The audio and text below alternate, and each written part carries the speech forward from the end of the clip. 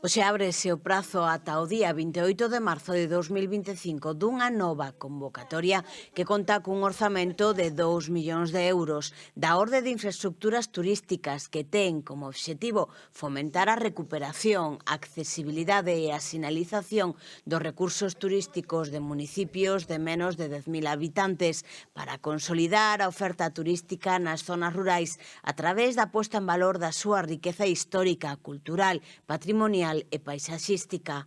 Esta orde financia tamén a posta en valor turístico dos recursos dos municipios beneficiarios a través da súa rehabilitación ou restauración para dedicalos a usos turísticos, así como a recuperación de elementos etnográficos ou da arquitectura tradicional. Ademais, apoia a mellora da accesibilidade a estes recursos coa eliminación de barreiras arquitectónicas e da súa sinalización con elementos integrados de forma respectuosa coa contorna.